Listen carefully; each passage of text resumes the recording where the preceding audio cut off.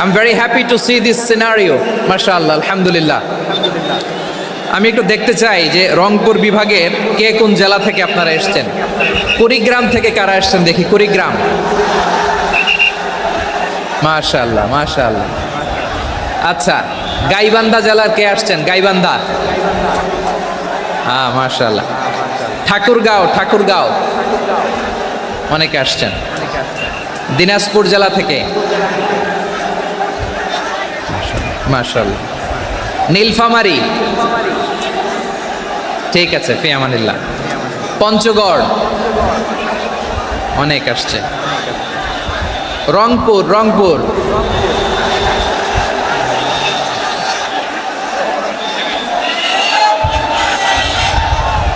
মাশাআল্লাহ মাশাআল্লাহ, ঠিক আছে। লালমনিরহাটের কারা দেখি, লালমনিরহাট।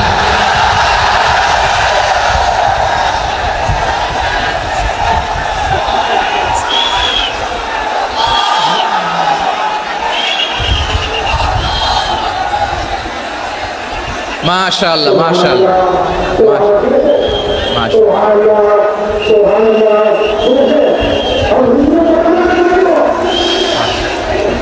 ঠিক আছে ঠিক আছে।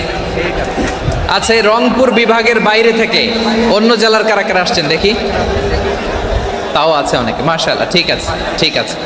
আজকের প্রোগ্রামে উপস্থিত আছেন প্রধান অতিথি হিসেবে অধ্যক্ষ আসাদুল হাবিব দুলু ভাই, সাংগঠনিক সম্পাদক বিএনপি, জাতীয় নির্বাহী কমিটির সভাপতি জেলা বিএনপি লালমনিরহাট। বিশেষ অতিথি হিসেবে আমাদের অনেক ভাইরা এসছেন, সবাইকে শুকরিয়া জানাই। সভাপতিত্ব করছেন জনাব আব্দুল হাকিম। আইন শৃঙ্খলা বাহিনী, প্রশাসন, ভলান্টিয়ার্স, শুনেছি আমি প্রায় 5,000 ভলান্টিয়ার্স আপনারা নিয়োগ দিয়েছেন। আলহামদুলিল্লাহ আলহামদুলিল্লাহ, অনেক গোছালো প্রোগ্রাম। আমার প্রাণ ঢালা ভালোবাসা জানবেন, আমার হৃদয়ের গহীন থেকে ভালোবাসা নেবেন, শুভেচ্ছা জানবেন সবাই। ঠিক আছে ঠিক আছে। প্রিয় ভাইরা, আমরা আর কাল বিলম্ব না করে মূল আলোচনায় চলে যেতে চাই। আজকে যে টপিকের উপর আমি কথা বলবো, টপিকটা হচ্ছে peaceful coexistence and communal harmony, শান্তিপূর্ণ সহাবস্থান এবং সাম্প্রদায়িক সম্প্রীতি। আমাদের বাংলাদেশে সাম্প্রদায়িক সম্প্রীতি আছে না নাই? আবহমান কাল থেকে আমরা মুসলিম, হিন্দু, বৌদ্ধ, খ্রিস্টান, পাহাড়ি, নৃগোষ্ঠী মিলেমিশে একাকার, আমরা সবাই মিলে বাংলাদেশ। আওয়াজ করে বলেন ঠিক কিনা? আমাদের পারস্পরিক সম্প্রীতি, ভালোবাসা, সৌহার্দ্যপূর্ণ আচরণ, বোঝাপড়া, এটা বেশ মজবুত। তবে মাঝে মাঝে আমাদের এই সম্প্রীতির ভেতরে অনেকে ফাটল ধরাতে চায়। আমরা যে সুখে আছি, শান্তিতে আছি, এটা অনেকের ভালো লাগে না, ঠিক কিনা বলেন? আমাদের মধ্যে সাম্প্রদায়িক সম্প্রীতি, সৌহার্দ্যপূর্ণ আচরণ, ভালোবাসা, এটা আবহমান কাল ধরে আছে। তার প্রমাণ, আমরা তাফসিরুল মাহফিলের আয়োজন করলে আমাদের হিন্দু ভাইরা ডিস্টার্ব করে না, ঠিক কিনা? এবং আমি যদি বলি হাত তোলেন, হিন্দু ধর্মের কারা কারা এসেছেন, কত শত কত হাজার যে হাত উঠবে, আপনি অবাক হয়ে যাবেন। আমি চাচ্ছি না হাত উঠাতে। খুলনাতে সর্বশেষ যে আমি প্রোগ্রাম করে গেলাম, সেখানে কয়েকশো হিন্দু ভাই আসছে আমাদের আলোচনা শুনতে। আলহামদুলিল্লাহ। অনেক বৌদ্ধরা আসে, অনেক খ্রিস্টানরা আসে। এবার সফরেও অনেক হিন্দু ভাইরা আমার সাথে দেখা করেছে। তারা বলেছে, হুজুর আমরা আপনার আলোচনা শুনি। আলহামদুলিল্লাহ বলেন।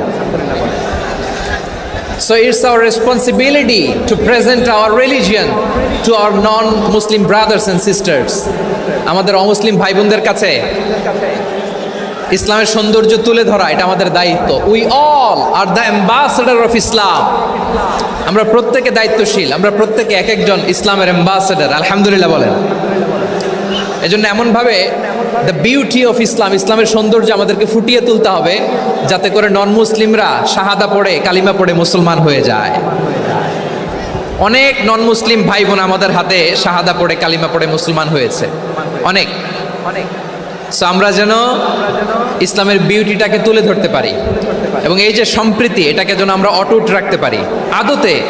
আদতে বাংলাদেশের ইতিহাস বলে আমাদের দেশে কোনো দাঙ্গা নাই। আছে? লালমনিরহাটের ভাইয়ের আওয়াজ করে বলেন, আমাদের দেশে হিন্দু মুসলিম দাঙ্গা আছে? আমরা ভাই ভাই, আওয়াজ করে বলুন তো আমরা কি?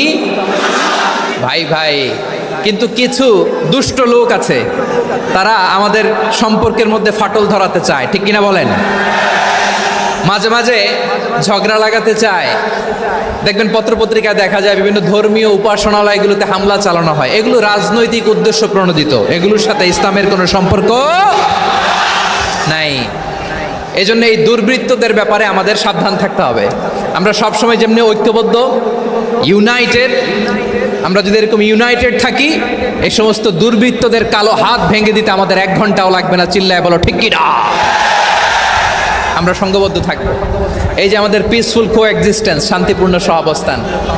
হিন্দুরা পূজা করে, যেদিন হিন্দুদের পূজা অনুষ্ঠান, আমরা ওই দিন তাফসির মাহফিল করি না, ঠিক কিনা বলেন?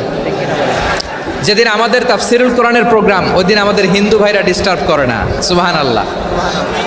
হিন্দুদের পূজা অনুষ্ঠানে মাদ্রাসার ছাত্র যে পাহারা দেয়, গোটা বিশ্বে এরকম দৃষ্টান্ত নজির বিরল, ঠিক কিনা বলেন? আইন শৃঙ্খলা বাহিনীর পাশাপাশি মাদ্রাসার ছাত্ররা যে সেখানে পাহারা দেয়, গোটা পৃথিবীতে এই দৃষ্টান্ত আপনি পাবেন। মাদ্রাসার ছাত্ররা, তারা তো কোরআনের ধারক, তারা হাদিসের ধারক, তারা কেন মন্দির পাহারা দিবে?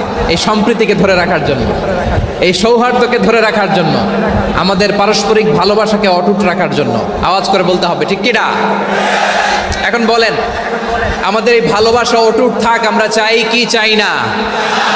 আমরা হিন্দু মুসলিম মিলেমিশে শান্তিপূর্ণ সহাবস্থান, সাম্প্রদায়িক সম্প্রীতি। লালমনিরহাটের ভাইয়ের আওয়াজ করে বলুন, এই সাম্প্রদায়িক সম্প্রীতি আমরা চাই কি চাই না? আল্লাহ এই দেশকে তুমি বরকতময় করো, বাংলাদেশকে তুমি শান্তিময় করো। আওয়াজ করে সবাই বলেন আমিন। এই জায়গাটাতে সামান্য একটু আওয়াজ হচ্ছিল, এটাও থেমে গেছে। আলহামদুলিল্লাহ, আলহামদুলিল্লাহ। এখন একেবারে everything is in my control. মাশাআল্লাহ। ঠিক আছে, আমি মূল আলোচনায় যাই। প্রিয় ভাইরা, আমি বলেছিলাম আমার আলোচনার বিষয় হচ্ছে শান্তিপূর্ণ সহাবস্থান, সাম্প্রদায়িক সম্প্রীতি। আমরা দেখব ইসলাম আমাদেরকে কি কি দিক নির্দেশনা দেয়। শান্ত হইতে হবে। খরগোশের কানের মতো কান দুটো আমার দিকে করে রাখেন। আমি এখনো উঠে যাব, হাত মারায় লাভ নাই, আমি উঠে যাব। তাকায় থাকো আর কান খাড়া, আওয়াজ হবে না। হ্যাঁ, মাশাআল্লাহ, মাশাআল্লাহ। ঠিক আছে, আমরা দেখব যে রাসূল সাল্লাল্লাহু আলাইহি ওয়াসাল্লাম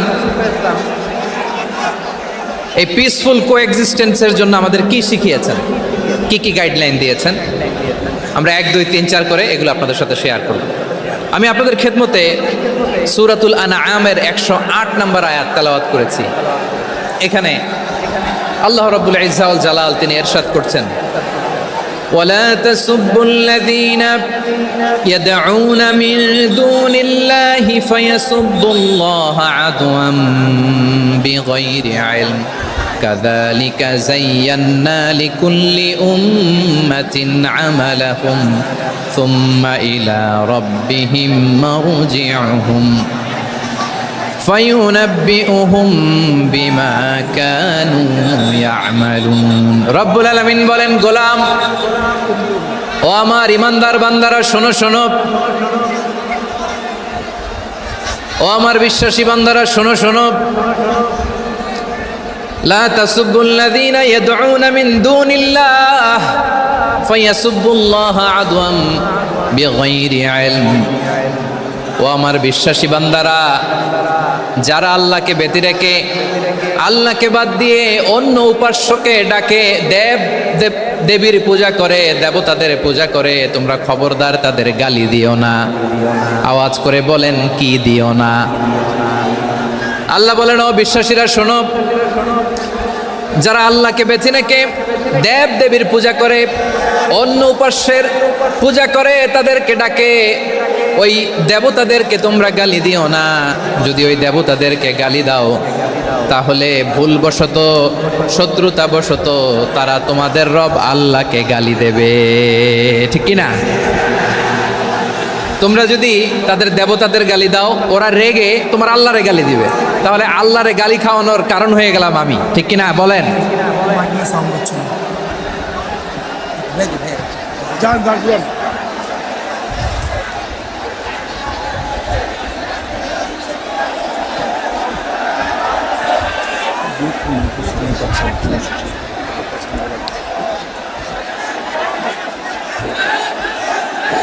সম্মানিত ভাইয়েরা, এত বিশাল প্রোগ্রাম, মাইকের একটা সেটআপ থাকে, তারগুলো অনেক সময় নড়ে যায়, ধাক্কা ধাক্কিতে ডিসপ্লেস হয়, একটু ঝামেলা হবে।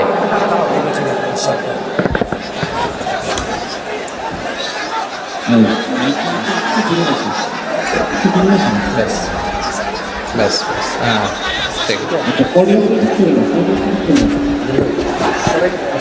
ঠিক আছে। একটু একটু সমস্যা হবে মাঝে মাঝে, আপনারা শান্ত থাকলে, শান্ত থাকতে হবে। এইভাবে সাউন্ড নাই, এই নাই, এই বলতে বলতে আমার সময়ও নাই, উঠে যেতে হবে, এগুলো বোকামি। এই বিভাগীয় প্রোগ্রামগুলোতে যাই, চিৎকার চেঁচামেচি করে তোমরা আসো, সময় শেষ, আমাকে উঠে যেতে হয়, আমরা তো বঞ্চিত হলাম। গুরুত্বপূর্ণ অনেক কথা শোনাবো তোমাদের, অনেক। প্রিয় ভাইরা, আপনারা শান্ত হয়ে বসুন, শান্ত হয়ে। রব্বুল আলামিন বলেন, খবরদার বিশ্বাসীরা, আল্লাহ ছাড়া যারা অন্যান্য উপাস্যদেরকে ডাকে, দেবতাদেরকে ডাকে, তাদেরকে তোমরা গালি দিও না। ওই সমস্ত দেবতাদেরকে যদি তোমরা গালি দাও, তাহলে তারা আল্লাহকে গালি দিবে, ঠিক কিনা বলেন? আমরা দেবতাদের গালি দিলে ওরা আল্লাহকে গালি দিবে। রব্বুল আলামিন বলেন, খবরদার দেবতাদেরকে গালি দিও না, তাহলে ওরা তোমার রব আল্লাহরে গালি দেবে। প্রতিটি জাতির জন্য তাদের কাজকে আমি আল্লাহ সুশোভিত করে রেখেছি, তারা সবাই একদিন আমার কাছেই ফিরে আসবে। এরপর আমি রব্বুল আলামিন তাদের আমলনামা তাদেরকে জানিয়ে দেব। সুবহানাল্লাহ পড়ে। প্রিয় ভাইয়েরা, আল্লাহ তাআলা বলেছেন, খবরদার গালি দিও না। আদেশটা কার? আওয়াজ করে বলেন তো। হিন্দুদের দেবতা দেবদেবীদেরকে গালি দেওয়া যাবে না। আওয়াজ করে বলুন প্রিয় ভাইয়েরা, এই আদেশটা কার? এই আপনাদের গলার আওয়াজ। অন্য ধর্মের দেবতাদেরকে যে গালি দেওয়া যাবে না, এই আদেশটা কার? আরো জোরে বলুন, কার? গালি দিবেন কোন দেবতাকে? দিবেন? যদি দেন তাহলে ওরা আল্লাহরে গালি দিবে, তাহলে আল্লাহরে গালি খাওয়াইলো কে? আপনি, ঠিক কিনা বলেন? আমি আল্লাহকে গালি খাওয়ানোর কারণ হলাম, কারণ আমি যদি গালি না দিতাম ওরা আমার রবকে গালি দিত না। আওয়াজ করে বলেন ঠিক কিনা? তাহলে প্রিয় ভাইয়েরা, ইসলাম আমাদেরকে শিখায়, সূরাতুল আনআমের 108 নম্বর আয়াত থেকে আমরা বুঝলাম, কোনো ধর্মকে ছোট করা যাবে না। অন্য ধর্মকে ছোট করা মানে ইসলামকে ছোট করা। অন্য ধর্মের দেবতাকে গালি দেওয়া মানে আল্লাহকে গালি খাওয়ানো। আওয়াজ করে বলেন ঠিক কিনা? খবরদার, এটা করা যাবে না। আর অন্য ধর্মের দেবতাকে যদি আপনি গালি দেন, ওরা ইসলাম থেকে দূরে সরে যাবে। যাও ইসলামের প্রতি আকৃষ্ট হয়েছিল, আর কোনোদিন ইসলামের ধারে কাছে আসবে না। আওয়াজ করে বলেন ঠিক কিনা? এজন্য কখনো কোনোদিন অন্য ধর্মের দেবতাদেরকে গালি দেওয়া যাবে না। অন্য ধর্মের কোনো দেবতাদেরকে আমরা গালি দিব না, গালি দিব না, বরং ইসলামের beauty, the beauty of Islam, ইসলামের সৌন্দর্যকে আমরা তুলে ধরব। আমরা যদি বিশ্বনবী সাল্লাল্লাহু আলাইহি ওয়াসাল্লামের জীবনের দিকে তাকাই, তাহলে আমি দেখব বিষ্ণু ইসলাম মক্কাতে কিংবা মদিনাতে অন্য ধর্মের লোকদের সাথে খুব পিসফুলি লাইফ লিড করেছেন। হোক মুশরিক, হোক খ্রিস্টান, হোক ইহুদি, বিশ্বনবী সবার সাথে মিলেমিশে ছিলেন। আলহামদুলিল্লাহ বলেন। ইসলাম হচ্ছে পিসফুল রিলিজিয়ান। অন্য ধর্মের প্রতি সহনশীলতার সবক ইসলাম আমাদেরকে দেয়। কিন্তু প্রতিটি মুসলিমের এটা মনে রাখতে হবে, আল্লাহর কাছে পছন্দনীয় গ্রহণযোগ্য ধর্ম, জীবনাদর্শ একটি, সেটা হচ্ছে ইসলাম। আওয়াজ করে বলেন সেটা কি? লালমনিরহাটের ভাইয়েরা আওয়াজ করে বলুন, আল্লাহর কাছে মনোনীত ধর্ম একটি, সেটা কি? এজন্য রব্বুল আলামিন বলেন, ইন্নাদ-দীনা ইনদাল্লাহিল ইসলাম, আল্লাহর কাছে মনোনীত গ্রহণযোগ্য অ্যাকসেপ্টেড ধর্ম মতাদর্শ একটা, সেটা হলো ইসলাম। ইসলাম ছাড়া অন্য কোনো ধর্ম যদি কেউ তালাশ করে, তার ওই ধর্ম আল্লাহ গ্রহণ করবে না। ওমাই ইয়াবতাগি গায়রাল ইসলামি দীনান ফালাই ইউকবালা মিন ওয়া হুয়া ফিল আখিরাতি মিনাল খাসিরিন।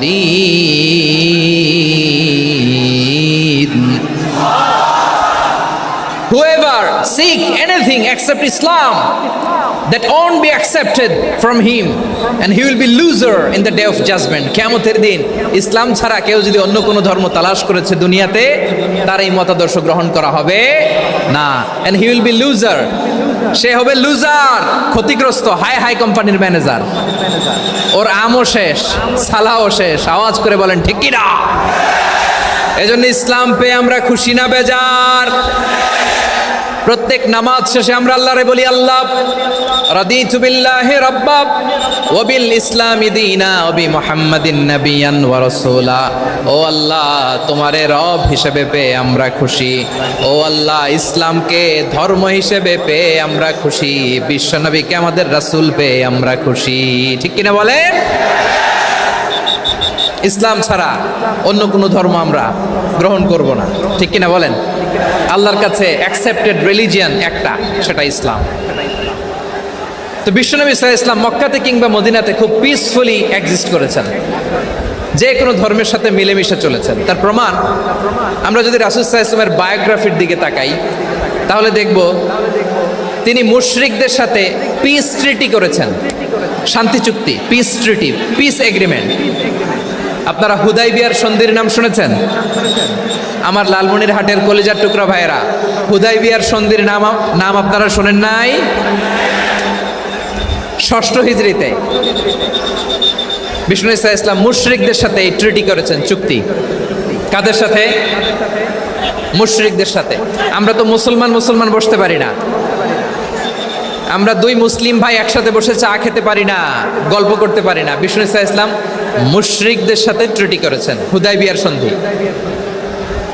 এই সন্ধির আগে মক্কা থেকে কেউ মদিনায় যেতে পারে না, মদিনা থেকে কেউ মক্কায় যেতে পারে না। কিন্তু এই সন্ধির পরে ট্রাফিক স্বাভাবিক হয়ে গেল। মক্কার লোকেরা মদিনায় আসতে পারে, মদিনার লোকেরা মক্কায় আসতে পারে। এটাকে বলে সুলহে হুদাইবিয়া, the peace agreement of Hudaybiyyah, শান্তি চুক্তি। আমরা পৃথিবীতে এখন অনেক শান্তি চুক্তির নাম শুনি, এগুলো সব the piece treaty of Hudaibiya থেকে কপি করা। আল্লাহু আকবার। তাহলে বিশ্বনবী সাল্লাল্লাহু আলাইহি সাল্লাম তিনি যে শান্তিপূর্ণ সহাবস্থানে বিশ্বাসী ছিলেন, মুসলমানেরা যে অন্য ধর্মের প্রতি সহনশীল, তার প্রমাণ হচ্ছে এই পিস ট্রিটি। শুধু তাই নয়, মাইকের সাউন্ডটা একটু বাড়াই দিতে হবে, খুব দুর্বল, একটু মজবুত করতে হবে, আর একটু ক্লিন করতে হবে, আর সবগুলা জায়গায় সাউন্ড যাচ্ছে কিনা একটু ক্রস চেক করতে হবে। হ্যাঁ, পাবেন দিচ্ছে। Mike operator is trying his level best, দিচ্ছে। মাইক অপারেটর যিনি আছেন, প্রতিটি জায়গায় প্রতিটি সাউন্ড বক্সে যেন আওয়াজ পাওয়া যায়, একটু ক্রস চেক করেন, সাউন্ডটাকে একটু স্ট্রং করে দেন। হ্যাঁ, ঠিক আছে, মাশাআল্লাহ। এদিকে তাকান, এদিকে। মক্কার পার্ট গেল, পিস এগ্রিমেন্ট করলেন, শান্তি চুক্তি। বিষ্ণু ঈসা ইসলাম মদিনায় যেয়ে কি করলেন?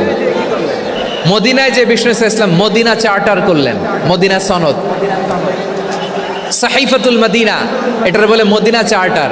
যে ওয়েস্টে, ইউরোপে, আমেরিকাতে তারা অনেক চার্টার করে, এই সব চার্টার মদিনা চার্টার থেকে কপি করা। আওয়াজ করে পড়েন সুবহানাল্লাহ। বিষ্ণু ঈসা ইসলাম মদিনায় গেলেন, মদিনাতে মুসলিম, মুশরিক, ইয়াহুদি, এই তিন ধর্মের লোক মিলে সব স্টেক হোল্ডার যারা আছে সবাইকে নিয়ে বিষ্ণু ঈসা ইসলাম মদিনা চার্টার করলেন, মদিনা সনদ। পড়েন সুবহানাল্লাহ। শুধু তাই নয়, মক্কাতে বিশ্বনবী পিস এগ্রিমেন্ট করলেন, শান্তি চুক্তি মুশরিকদের সাথে। মদিনাতে যে বিশ্বনবী মদিনা চার্টার করলেন, মদিনা সনদ করলেন ইহুদিদের সাথে। আবার মদিনাতে বিশ্বনবী ইহুদিদের সাথে পিস ডায়ালগ করলেন, ইন্টারফেথ ডায়ালগ করলেন, আন্তধর্মীয় সংলাপ করলেন। যেই সংলাপের মূল ভিত্তি ছিল তাওহীদ। মূল ভিত্তি ছিল কি? তাওহীদ।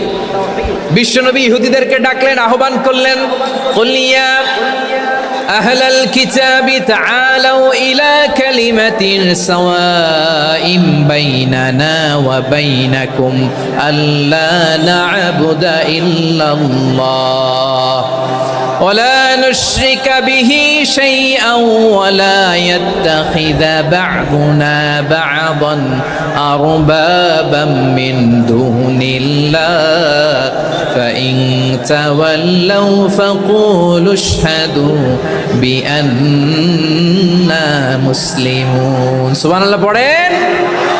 বিশ্বনবী মদিনার ইহুদিদের ডেকে বললেন, ও ইহুদিরা শোনো শোনো, আসো এমন একটা আদর্শের প্রশ্নে আমরা একত্রিত হই যে আদর্শের প্রচার তোমাদের নবীরাও করেছে, আমিও করি। যে আদর্শের কথা তোমাদের পবিত্র ধর্মগ্রন্থগুলোতে আছে, আমার কোরআনেও আছে।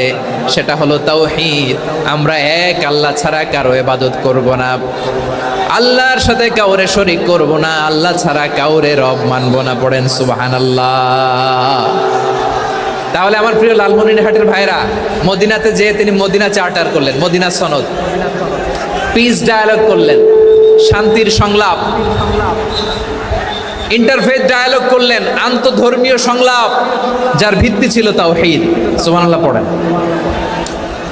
তাহলে অন্য ধর্মের প্রতি সব সময় ইসলাম সহনশীল, টলারেন্স।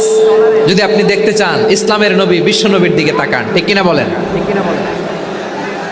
আমরা তো সংখ্যালঘুদের রাইটস প্রোটেক্ট করার জন্য কত আইন বানাই, কত বৈঠক করি, কত সংবাদ সম্মেলন করি। বিষ্ণু সাল্লাল্লাহু আলাইহি ওয়াসাল্লাম সংখ্যালঘুদের রাইটসের ব্যাপারে, অধিকারের ব্যাপারে যে কথা বলেছেন, শুনলে আপনি অবাক হয়ে যাবেন। বিশ্বনবী বলেন, আলা মান যালামা মুআহাদান আও ইনতাকাসাহু আও কাল্লাফাহু ফাওকা তাআতিহি আও কাল্লাফাহু ফাওকা তাকাতিহি আও আখাযা মিনহু শাইআন বিগাইরি তিবি নাফসিন ওয়া আনা হাজিজুহু ইয়াউমাল কিয়ামা। খবরদার, জেনে রাখো, কেউ যদি কোনো সংখ্যালঘুর উপরে অত্যাচার করে, কোনো সংখ্যালঘুর প্রাপ্য থেকে যদি কেউ কাউকে ঠকায়, সংখ্যালঘুর উপর যদি কেউ কষ্ট দেয়, কোনো সংখ্যালঘুর সম্পদ যদি কেউ জোর করে কেড়ে নেয়, আমি কিয়ামতের দিন বিশ্বনবী ওই সংখ্যালঘুর পক্ষে আর ওই মুসলমানদের বিপক্ষে বাদী হয়ে দাঁড়াবো। সুবহানাল্লাহ বলতে পারলেন না? আল্লাহু আকবার। আপনি নামাজি, আপনি মুসল্লি, আপনি হাজী সাহেব, তাহাজ্জুদ পড়তে পড়তে কপালে দাগ ফেলে দিছেন। আপনার প্রতিবেশী হিন্দু, ভাবছেন আমার তো পাওয়ার আছে, ওর জমিটা দখল করি। বিশ্বনবী বলেন, কিয়ামতের দিন ওই হিন্দুর পক্ষে তোর বিরুদ্ধে আমি বাদী হয়ে দাঁড়াবো। পৃথিবীর কোন ধর্মে এরকম স্টেটমেন্ট পাবেন? পাবেন? আপনি ভাবছেন আপনি নামাজ পড়লে হাজী সাহেব কপালে দাগ ফেলাই দিলে আপনি সেলসেলায় জান্নাতে চলে যাবেন না? খবরদার। বিশ্বনবী বলেন, কোন সংখ্যালঘুর উপর যদি কেউ আক্রমণ করে, তার প্রাপ্য তাকে না দিয়ে যদি তাকে ঠকায়, তার উপর জুলুম করে, তার সম্পদ যদি কেড়ে নেয়, আমি নবী, তুমি মুসলিম হইতে পারো, মুসল্লি হইতে পারো, তার পক্ষে, তোমার বিপক্ষে আল্লাহর দরবারে বাদী হয়ে দাঁড়াবো। আচ্ছা লালমনিরহাটের ভাইরা, কথা বুঝতে পারলে আওয়াজ করে উত্তর দেন। বিশ্বনবী যদি কারো বিপক্ষে দাঁড়ায় কিয়ামতের দিন, আই রিপিট, আমি আবারও বলছি, বিশ্বনবী যদি কিয়ামতের দিন কারো বিপক্ষে দাঁড়ায়, ও তো সেলসেলায়া জান্নাতি, তাই না? জান্নাতি না? যে নবীর সুপারিশ ছাড়া জান্নাতের গেটও দেখা যাবে না, ওই নবী যদি বলে তোর বিপক্ষে আমি বাদী হয়ে দাঁড়াবো, ওই জান্নাতে আর ঢোকার কোনো সুযোগ আমাদের থাকবে? এখানেই শেষ না আমার প্রিয় লালমনিরহাটের ভাইয়েরা, এখানেই শেষ নয়। বিশ্বনবী বলেন, মান কাতালা মুআহাদান, বুখারীর বর্ণনা, মান কাতালা মুআহাদান লাম ইয়ারাহ রাইহাতাল জান্নাহ। কেউ যদি, কোনো মুসলিম যদি অন্যায়ভাবে কোনো সংখ্যালঘুকে হত্যা করে, কোনো হিন্দুকে হত্যা করে, কোনো বৌদ্ধরে হত্যা করে, অন্যায়ভাবে কোনো মুসলিম যদি কোনো সংখ্যালঘুরে হত্যা করে, জান্নাতে যাওয়া তো দূরের কথা, ওই মুসলিম জান্নাতের ঘ্রাণও পাবে না। সেই বুখারীর বর্ণনা, মান কাতালা মুআহাদান লাম ইয়ারাহ রাইহাতাল জান্নাহ ওয়া ইন্না রিহাহা লা ইউজাদু মিন মাসিরাতি 40 আমা। যে জান্নাতের ঘ্রাণ 40 বছর দূরের রাস্তা থেকেই পাওয়া যায়। সুবহানাল্লাহ পড়েন। প্রিয় ভাইরা, এখান থেকে জান্নাতে পৌঁছতে লাগবে 40 বছর। এত দূর, কত বছর? সবাই বলেন, কত বছর? এখান থেকে জান্নাতে পৌঁছতে লাগবে 40 বছর। এত দূরে থাকতেই জান্নাতের ঘ্রাণ আপনার নাকে এসে ধাক্কা মারবে। বিশ্বনবী বলেন, যে ব্যক্তি কোনো সংখ্যালঘুকে হত্যা করে, জান্নাতের ঘ্রাণ তো পাবেই, জান্নাতে তো ঢুকতে পারবেই না, জান্নাতের ঘ্রাণও তার নাকে লাগবে না। পড়েন নাউযুবিল্লাহ। তাহলে সংখ্যালঘুদের ব্যাপারে ইসলামে অধিকার দেয়া আছে না নাই? লালমনিরহাটের ভাইয়ের আওয়াজ করে বলেন, আমার সংখ্যালঘু হিন্দু ভাইদের রাইটস, অধিকার আমাদের ইসলামে প্রোটেক্টেড আছে না নাই? এখানেই শেষ না। বিষ্ণু ইসলাম আপনার অমুসলিম প্রতিবেশীর সাথে ভালো আচরণ করতে বলেছে। আমাদের হয় না, এটা মুসলিম পাড়া, ওটা বৌদ্ধ পাড়া, হয় না? অনেক সময় হয় না, এটা আমাদের মুসলিম পাড়া, ওইটা হিন্দু পাড়া, এরকম আছে না? নাই? লালমনিরহাটে নাই না? আছে? হিন্দু যদি আপনার প্রতিবেশী হয় কি করবেন? ওরে কষ্ট দিবেন নাকি? কেন? ও তো হিন্দু, ও তো আমার আল্লাহরে ডাকে না, ওরে কষ্ট দিলে জায়েজ হবে না? খবরদার। বিষ্ণু ইসলাম বলেন, মান কানা ইউমিনু বিল্লাহ ওয়াল ইয়াউমিল আখির ফালিউকরিম জারাহ, যে আল্লাহ বিশ্বাস করে আর আখিরাতে বিশ্বাস করে সেজন্য প্রতিবেশীর সাথে ভালো আচরণ করে। সুবহানাল্লাহ। কলিজা জুড়ায় যায় না আমার নবীর কথাগুলো শুনলে? যে আল্লাহ বিশ্বাস করে, যে আখিরাতে বিশ্বাস করে সেজন্য প্রতিবেশীর সাথে ভালো আচরণ করে। এখানে বলছে মুসলিম প্রতিবেশী বলছে,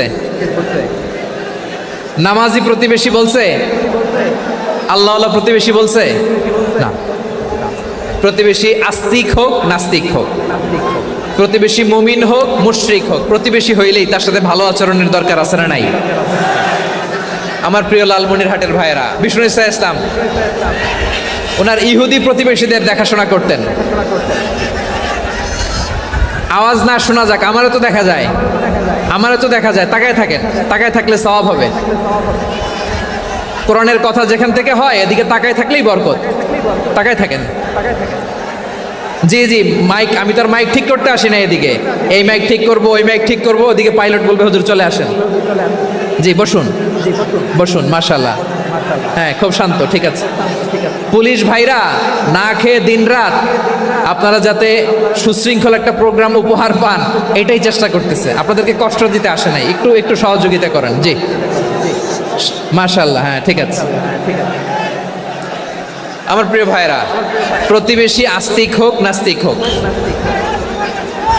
মুসলিম হোক হিন্দু হোক, তার সাথে ভালো আচরণ করতে হবে। বিষ্ণু ইসলাম ওনার ইহুদি প্রতিবেশীর বাসায় যেতেন। কোন প্রতিবেশী? ইহুদি। আওয়াজ করে বলেন, কোন প্রতিবেশী? ইহুদি। এক ইহুদি কিশোর বিষ্ণু ইসলামের খেদমত করতে, ইহুদি ছেলে আমার নবীর খেদমত করতো, তারা ছিল নবীর প্রতিবেশী। তো অনেক দিন হয় ইহুদি ছেলেটা আসে না। বিষ্ণুনবী খোঁজ দিলেন, ঘটনা কি? একটা ইহুদি ছেলে না আমার খেদমতে আসতো, ছেলেটা কই? খোঁজ নিয়ে জানলেন ছেলেটা অসুস্থ। বিষ্ণু ইসলাম ওই ইহুদির বাড়িতে চলে গেলেন ওই ছেলেটাকে দেখা করার জন্য, ভিজিট করার জন্য। সুবহানাল্লাহ পড়বেন না? গেলেন, যে দেখে ইহুদি ছেলেটা মুমূর্ষ, জান যায় যায় ভাব, বিছানায় পড়ে আছে, তার বাবা দাঁড়ানো। বিশ্বনবী তার মাথার পাশে বসলেন, মাথায় হাত বুলিয়ে দিলেন আর ছেলেটাকে বললেন, আসলিম, হে ইহুদি ছেলে, আসলিম, ইসলাম ধর্ম গ্রহণ করো। তো ছোট্ট ছেলে ভাবে আমরা ইহুদি, এখন ইসলাম ধর্ম গ্রহণ করলে আব্বা যদি বকা দেয়, ফানাযারা ইলা ওয়াজহি আবি, ছেলেটা তার বাবার চেহারার দিকে তাকালো, দেখি আব্বা কি কয়। আব্বা যদি বলে তাইলে ইসলাম ধর্ম গ্রহণ করবে। ইহুদি ছেলেটা তার বাবার দিকে যখন তাকালো, ওর বাবা বলে, আতি আবুল কাসিম, আবুল কাসিম যা বলে তাই করো। আবুল কাসিম হচ্ছে বিষ্ণু ইসলামের একটা কুনিয়াত, উপনাম। আমার রাসূলের বড় ছেলের নাম ছিল কাসেম। যেমন দেখবেন আমাদের এলাকায় কারো ছেলের বড় ছেলের নাম যদি হয় আব্দুল্লাহ, এরা আব্দুল্লাহর বাপ বলে ডাকে। কারো বড় মেয়ের নাম যদি হয় ফাতেমা, এরা কি ডাকে? ফাতেমার বাপ বলে না? তো বিষ্ণু ইসলামের বড় ছেলের নাম ছিল কাসেম। ইহুদি বাবা বলল, আতি আবুল কাসেম, আবুল কাসেম যা বলে তাই শোনো, মানে মোহাম্মদ যা বলে তাই শোনো। এই কথা শুনে ছেলে সাহস পাইছে, ছেলে আবার পড়তে আরম্ভ করলো, আশহাদু আল্লাহ ইলাহা ইল্লাল্লাহ ওয়া আশহাদু আন্না মুহাম্মাদার রাসূলুল্লাহ, পড়েন আল্লাহু আকবার। বিশ্বনবীর আহ্বান শুনে ওই আহ্বানে সাড়া দিয়ে ইহুদি ছেলে শাহাদা পড়ে মুসলমান হয়ে গেল। তার হৃদয়টার ইমানের নূর দিয়ে আলোকিত করে দিল কে? প্রিয় ভাইরা, এবার রাসূল সাল্লাল্লাহু আলাইহি ওয়াসাল্লাম বের হয়ে আসলেন ঘর থেকে আর বললেন, আলহামদুলিল্লাহিল্লাযী আনকাযাহু মিনান নার, প্রশংসা সে আল্লাহর যে আল্লাহ জাহান্নামে চলে যাচ্ছিল প্রায় এমন একটা লোককে মুহূর্তের মধ্যে কালেমায়ে শাহাদাতের বদৌলতে জান্নাতি বানায় দিলেন। আওয়াজ করে পড়েন সুবহানাল্লাহ। এই হাদিস থেকে আমরা কি শিখলাম? What is the moral of the story? এক নম্বর স্টোরি হলো, প্রতিবেশী ইহুদি হোক হিন্দু হোক, যাবেন, সুসম্পর্ক রাখবেন, উপহার দিবেন, বিপদে পাশে দাঁড়াবেন, তাইলেই তো আপনাদের প্রতি, মুসলমানদের প্রতি তারা আকৃষ্ট হবে, ঠিক কিনা বলেন? আপনি যদি হিন্দুদের সাথে বৌদ্ধদের সাথে নাই মিশেন, নাস্তিকের কাছে নাই যান, তো ইসলামের সৌন্দর্যটা ওরা বুঝবে কেমনে? আমার অনেক হিন্দু পরিচিত ভাই আছে, ওরা আমাদের ইফতারির প্রোগ্রামে এসে একসাথে ইফতারি করে। অনেক মদখোর আমার সাথে বসে একসাথে ডিনার করে, হাফ প্যান্ট পরা, গলায় স্বর্ণের চেইন, হাতে স্বর্ণের ব্রেসলেট, আইসা আমার সাথে ডিনার করছে, আছে এরকম। গাঁজাখোর, আমি বলি আসো, welcome welcome to my dinner, আসো বসো। বসলেই তো আমি ওর ডিএনএ, চিন্তার ডিএনএ চেঞ্জ করে দেওয়ার সুযোগ পাবো। চিল্লায় বলো ঠিক কি না? আসতে হবে আমার কাছে। Our door is open, the door of Islam is open 24/7। সব সময় আমাদের ইসলামের দরজা আমার অমুসলিম ভাইদের জন্য খোলা আছে না নাই? এই হাদিস থেকে দুইটা শিক্ষা। এক নম্বর শিক্ষা, প্রতিবেশী মুসলিম হোক অমুসলিম হোক, যান, অসুস্থ হইলে একটু আপেল নিয়ে যান, আঙ্গুর নিয়ে যান, কমলা নিয়ে যান, তাদের সাথে ভালো আচরণ করেন। ইসলামের বিউটি দেখে, সৌন্দর্য দেখে অবাক হবে, নসিব ভালো হলে কোনোদিন কালিমা পড়ে মুসলমান হয়ে যাবে। ঠিক কিনা বলেন? তাহলে অমুসলিমের সাথে ভালো সম্পর্ক। বিশ্বনবী ইহুদির বাড়িতে গেলেন, ইহুদির বাড়ি, আর আমার মুসলমান ভাই আমার কাফের বলে, এরকম আছে না নাই? মুসলিমরা দেখতে পারে না, সহ্য করতে পারে। বিশ্বনবী সাল্লাল্লাহু আলাইহি ওয়াসাল্লাম ইহুদির বাড়িতে গেলেন, এটা একটা শিক্ষা। আরেকটা শিক্ষা হলো, ভাইরা ধাক্কা মারে এসে সামনে এসে কি লাভ? প্রোগ্রাম তো শেষ হচ্ছে, এখনই শেষ হচ্ছে। তো এই যে আমাদের বকশি ভাই ওয়াদা নিল, হাত তোলালো, মিম বলে এত কথা বললো, তো আমি জেলায় জেলায় যে খালি হাত নাড়াই তোমাদের জন্য নাকি? হ্যাঁ, হাত নাড়াই শুধু। এই ধাক্কাইতে ধাক্কাইতে এদিকে এসে হাত নাড়াইতেছে, হয়েছে তো, দেখলাম তো, ঠিক আছে, মাশাআল্লাহ, অনেক সুশৃঙ্খল, অন্যান্য যে কোনো জেলার চেয়ে অনেক সুশৃঙ্খল। আমার দিকে তাকাও, আমার দিকে তাকাও, ঠিক আছে। এই যে দাঁড়িয়ে আছে, একটা ছেলে নড়ে না, দেখছেন? মাশাআল্লাহ মাশাআল্লাহ মাশাআল্লাহ। হ্যাঁ, এইভাবেই। আর কয়েকটা মজাদার কথা আছে, শোনো। এই হাদিস থেকে আমাদের শিক্ষা হলো, আমার প্রতিবেশী যেই ধর্মের হোক আমি সম্পর্ক রাখবো। অসুস্থ হলে যাব, কি বলেন ভাইরা? যাবেন না? যাবেন না আপনারা? আচ্ছা, 2 নম্বর শিক্ষা হলো, বিষ্ণু ইসলামের খাদেম ছিল ইহুদি, এতদিন খেদমত করলো, একদিনও বিশ্বনবী ওরা কালিমার দাওয়াত দেয় নাই।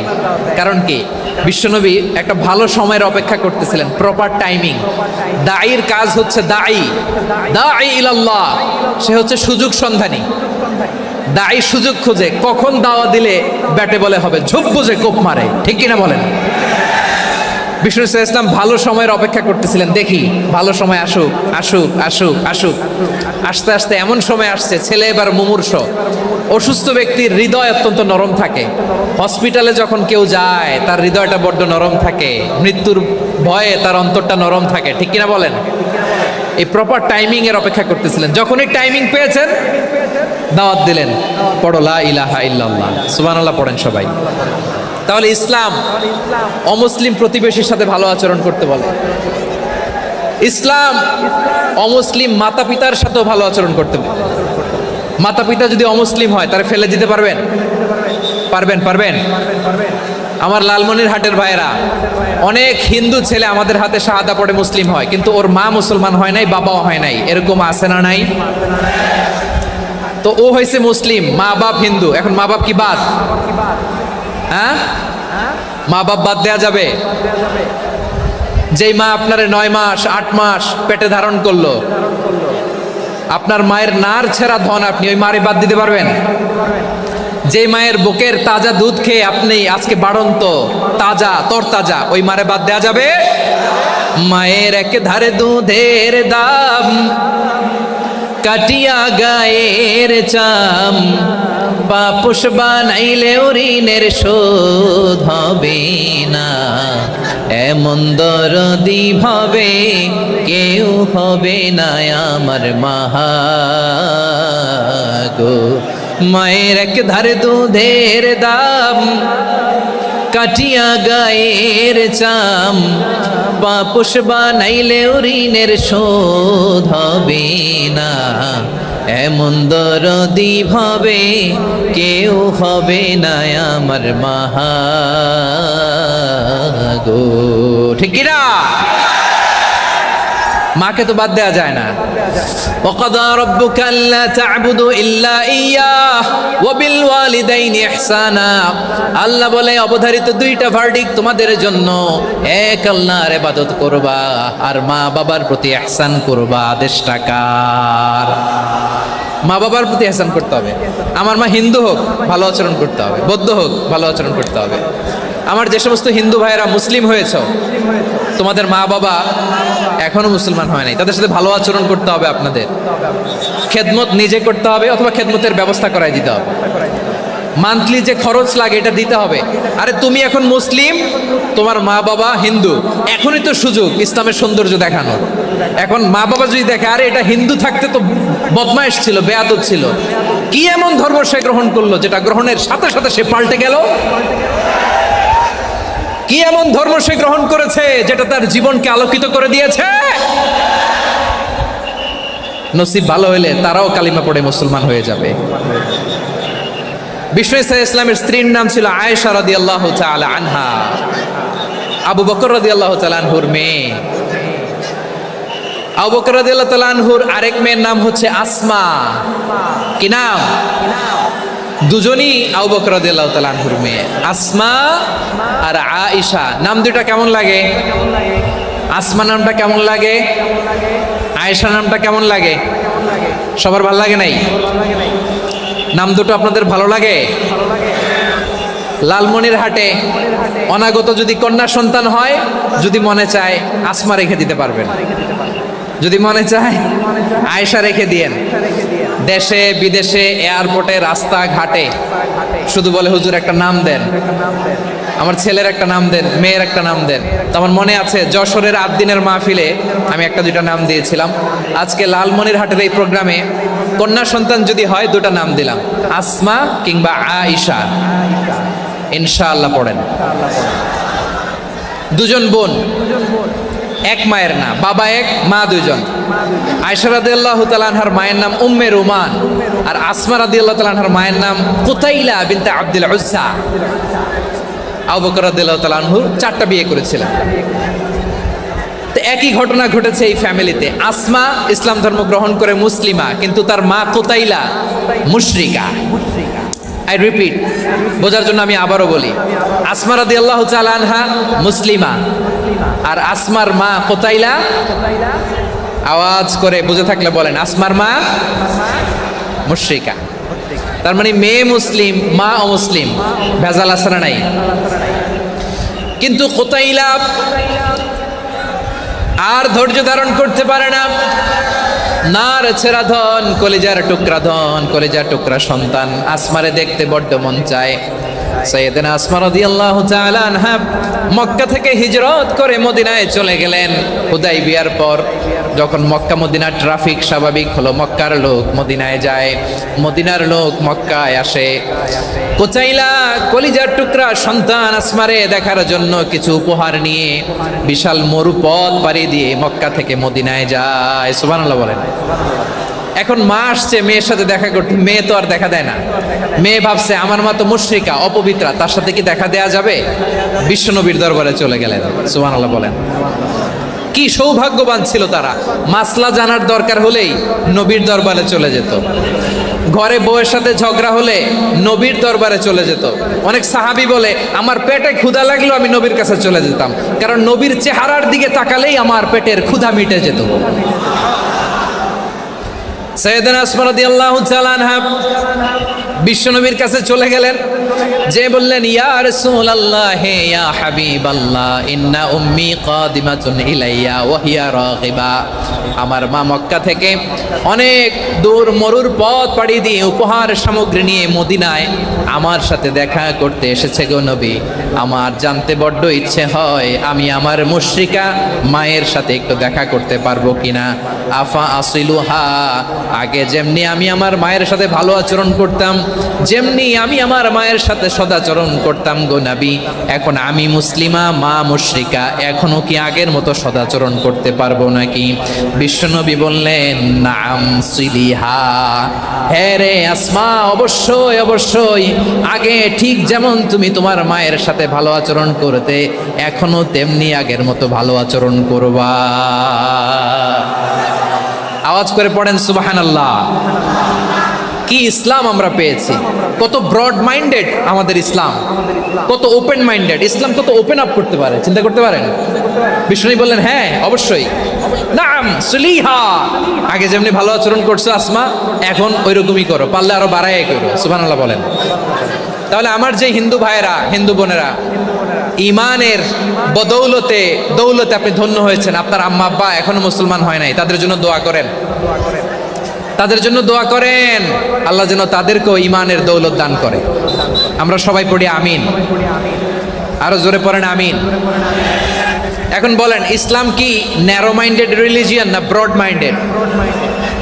লালমনিরহাটের যুবক ভাইরা আওয়াজ করো, ইসলাম কি ন্যারো মাইন্ডেড না ব্রড মাইন্ডেড? কতটা ব্রড মাইন্ডেড দেখেন। বিশ্বনবী সাল্লাল্লাহু আলাইহি সাল্লাম অমুসলিমরা যদি নবীকে উপহার দিত, ওই উপহারও বিশ্বনবী গ্রহণ করতেন। সুবহানাল্লাহ পড়েন।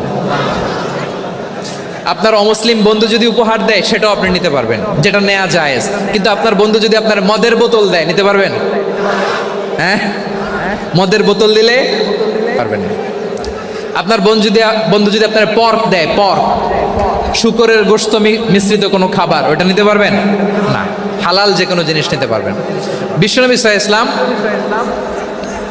অমুসলিমদের দেয়া হাদিয়া গ্রহণ করতেন। কেমন নবী ছিলেন? আমার নবীরে চিনে নেন, আমার নবীর অ্যাটিটিউড জেনে নেন। বিশ্বনবী সাল্লাল্লাহু আলাইহি ওয়াসাল্লাম যখন কোনো জনপদে যেতেন, 3টা অপশন নিয়ে যেতেন। প্রিয় ভাইয়ের আওয়াজ করে বলতে হবে, কোনো জনপদে গেলে আমার নবীর অপশন থাকতো কয়টা? আমার মতো 3 আঙ্গুল উঁচু করে দেখান আর বলুন, আমার নবী কোনো জনপদে গেলে কয়টা অপশন নিয়ে যেতেন? 1 নাম্বার অপশন আসলিম তাসলাম। নতুন এলাকায় গেলে বলতেন আসলিম তাসলাম, ইসলাম ধর্ম গ্রহণ করো, শান্তিতে থাকবা, আমার ভাই হয়ে যাবা, আমরা ভাই ভাই। ইসলাম মানো, আমরা ভাই ভাই। অপশন নাম্বার কত? 1। যদি বলে না ইসলাম মানবো না, ওকে, অপশন নাম্বার 2, মুসলিম হওয়ার দরকার নাই, লা ইকরাহা ফিদ্দিন, ইসলামে কোনো বাড়াবাড়ি নাই। খ্রিস্টান আছো থাকো, বৌদ্ধ আছো থাকো, ইহুদি থাকতে চাও থাকো, কিন্তু আমরা যেহেতু রিজিওনাল সুপার পাওয়ার, আমাদের আন্ডারে থাকো, ট্যাক্স দিয়া থাকো, এটার বলে জিজিয়া। আলেম যারা আছেন বুঝবেন, এটার আরবিতে কি বলে? জিজিয়া। You pay us the tax, we will give you the security. তোমরা ট্যাক্স দিবা, আমরা সিকিউরিটি দিব, আমাদের আওতায় থাকবা, কেউ তোমাদেরকে আক্রমণ করতে পারবে না, আমরা নিরাপত্তা দিব। সুবহানাল্লাহ বলেন। এটা অপশন নাম্বার কত? আচ্ছা, বুঝে থাকলে বলেন, 1 নাম্বার অপশন কি ছিল? ইসলাম। ইসলাম মানো, শান্তিতে থাকবা, ভাই ভাই, আমরা ভাই ভাই। অপশন নাম্বার 2, ট্যাক্স দাও, আমরা নিরাপত্তা দিব, মুসলিম হওয়া লাগবে না। এখন 1 নাম্বারও মানে না, 2 নাম্বারও মানে না, মুসলিম হবো না, ভালো, খ্রিস্টান থাকো, ট্যাক্স দাও, আমরা সিকিউরিটি দিব না, এইটাও মানি না। বিষ্ণু বলেন, তাহলে তলোয়ার আমাদের আর তোমাদের মাঝে ফয়সালা করবে। মুসলিমও হবো না, ট্যাক্স দিবা, নিরাপত্তা দিব, আমরা সুপার পাওয়ার, আমাদের আন্ডারে থাকবে, এইটাও না। তাহলে তোমাদেরকে তো আমরা বিশ্বাস করতে পারি না, কখন না কখন বিশ্বাসঘাতকতা করো, কার সাথে মিলে হাত মিলাও, তলোয়ার আমাদের মাঝে ফয়সালা করবে। তখন তিনি জেহাদের সশস্ত্র সংগ্রামের ঘোষণা দিতেন। সুবহানাল্লাহ পড়েন। দেখেন, পশ্চিমারা জেহাদকে এইভাবে চিত্রায়িত করে না, ওরা জেহাদ বলতে বোঝায় তলোয়ার, হাত কাটো, গলা কাটো, না, জেহাদ সশস্ত্র সংগ্রাম 3 নম্বরে। অধিকাংশ ক্ষেত্রেই বিশ্বনবীর সুন্দর আচরণ দেখে, আরে আমার নবীর যে নুরানি চেহারা, অনেকে তো কেবল সিরেফ চেহারাটা দেখেই কালিমা পড়ে মুসলমান হয়ে গিয়েছে। যারা মুসলিম হয় নাই, তারা তাদের ইসলামেই বলবৎ ছিল, ট্যাক্স দিয়ে ইসলামের আন্ডারে ছিল। যারা এটাও মানে নাই, ওইটাও মানে নাই, তাদের বিরুদ্ধে জেহাদ। বিষ্ণু ইসলাম 7ম হিজরিতে যখন খায়বার বিজয়ের পরে ইসলাম রিজিওনাল সুপার পাওয়ার হিসেবে আত্মপ্রকাশ করলো, বিশ্বনবী চিঠি লিখলেন অন্যান্য সুপার পাওয়ারের কাছে, রাষ্ট্রীয় চিঠি লেখে এক রাষ্ট্রপ্রধান আরেক রাষ্ট্রপ্রধানের কাছে, ঠিক কিনা বলেন? জানেন না আপনারা? এই যে 24-এর ছাত্র নাগরিক অভ্যুত্থানে, এই অভ্যুত্থান যখন শুরু হয়, আমি তখন সাউথ আফ্রিকাতে একটা স্ট্যাটাস দিয়েছিলাম, কোটা নয়, গোটা দেশ সংস্কার করা লাগবে। শুধু বাংলাদেশ নয়, সারা বিশ্বের বাংলা ভাষাভাষী লোকেরা এই আন্দোলনের সাথে সমর্থন তারা করেছে, এটাকে সাপোর্ট করেছে, তারা সমর্থন দিয়েছে। আমাদের ইউনাইটেড আরব আমিরাতের বাংলাদেশি ভাইয়েরা, তারা সেখানে রাস্তায় নেমে এসেছিল, জানেন? ওইখানে ডেমনস্ট্রেশন করা যায় না, সেখানকার সরকার তাদেরকে যাবজ্জীবন দিয়েছিল। তখন আমাদের এই যে প্রধান উপদেষ্টা ডক্টর মোহাম্মদ ইউনূস সরাসরি G2G বলে এটারে, G2G, government to government, G2G, উনি চিঠি লিখলেন যে তাদেরকে, ইউর হাইনেস, হে সম্মানিত আমির, আপনি আমার এই চিঠির কারণে আমার সম্মানে এই 53 জন বাংলাদেশিকে মাফ করে দেন। এই চিঠির বদৌলতে বেকসুর খালাস পেয়ে গিয়েছিল আমাদের ভাইরা। জানেন না এই ঘটনা আপনারা? তাহলে গভর্নমেন্ট টু গভর্নমেন্ট চিঠি দেওয়া হয়। সপ্তম হিজরিতে বিষ্ণু ইসলাম সব সুপার পাওয়ারের কাছে চিঠি দিলেন, রোমান সম্রাটের কাছে, পারস্য অধিপতির কাছে, মিশরের অধিপতির কাছে, সবার কাছে চিঠি লিখলেন। চিঠির ভাষা ছিল এরকম, মিন মুহাম্মাদিন রাসূলিল্লাহ ইলা মুকাউকিস আযীমিল কিবত, মুহাম্মদ রাসূলুল্লাহর পক্ষ থেকে মিশরের বাদশার কাছে, আসলিম তাসলাম, ইসলাম মানো শান্তিতে থাকবা, সালামুন আলা মান ইত্তাবা আল হুদা, শান্তি তার জন্য যে হেদায়েতের অনুসরণ করে। সুবহানাল্লাহ পড়েন। তো এই চিঠি অনেকে ভালোভাবে রিসিভ করেছে, অনেকে এই চিঠি পাওয়ার পরে নবীর কাছে আবার ইন রিটার্ন উপহার পাঠিয়েছে। কি পাঠিয়েছে? উপহার। মিশরের বাদশাহ মুকাউকিস তিনি বিশ্বনবীকে বিশাল এক উপহারের ডালি পাঠিয়েছেন। মিশরের বাদশাহ মুকাউকিস ছিলেন ধর্মে খ্রিস্টান। লালমনিরহাটের ভাইয়েরা আওয়াজ করে বলেন, মিশরের বাদশাহ ধর্মে কি ছিল? খ্রিস্টান। কি উপহার দিয়েছিল আমার নবীকে? শুনতে মনে চায়? আওয়াজ নাই লালমনিরহাটের গলায়, শুনতে মনে চায়? 1000 স্বর্ণ মুদ্রা, 1000 স্বর্ণ মুদ্রা। 2টা খ্রিস্টান দাসী, একজনের নাম মারিয়া বিনতে শামাউন আল কিবতিয়া, আরেকজনের নাম সিরিন বিনতে শামাউন আল কিবতিয়া। একজন খ্রিস্টান দাস 20 থান কাপড় জামা বানানোর জন্য, আমরা নবী যেন সেলাই করে জামা বানাতে পারে এজন্য 20 থান কাপড়, 20 থান ফাইন গার্মেন্ট। সুবহানাল্লাহ পড়বেন না? এরপরে একটা গাধা যেটার নাম ছিল উফাইর, আর একটা খচ্চর, এটার নাম ছিল দুলদুল। খচ্চর চিনেন?